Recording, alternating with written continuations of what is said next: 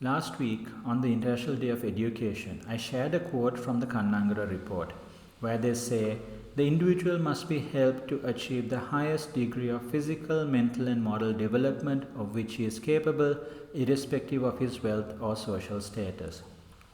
This was the ambition that set the stage for free education in Sri Lanka, and it was a visionary ambition. Even as recently as 2015, at the World Education Forum in South Korea, the Incheon Declaration included a commitment to provide 12 years of free, publicly funded education. By that time, we had been providing not only free school education but also free university education for more than 60 years. And this is a fantastic achievement for a developing country like Sri Lanka.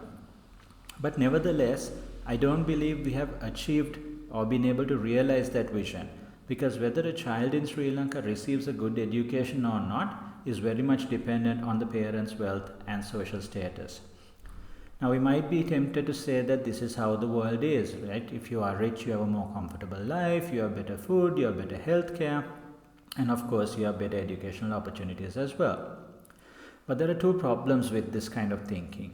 One is about the nature of the educational experience, which I will talk about in the future, and the other is the well being of children, which I want to talk about today because right now children are sitting for the A level exam, and we recently got the results of the EFI scholarship exam, and both of these are very connected to the story.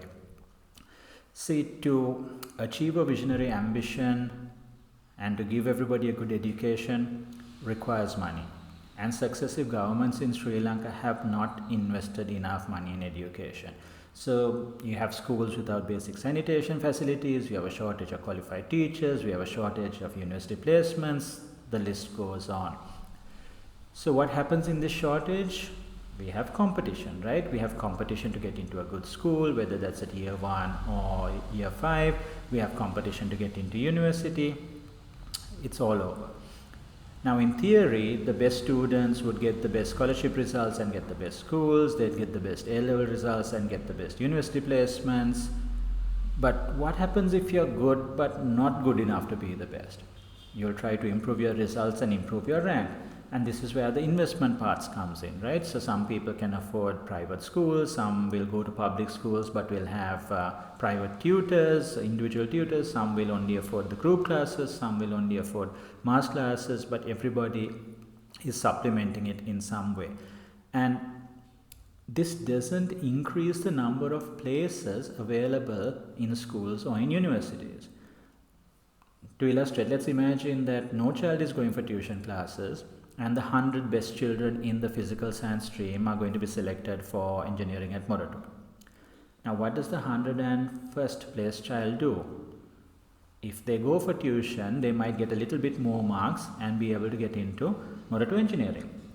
But this comes at the cost of the child who was placed in 100th, who now can't do engineering at Morato.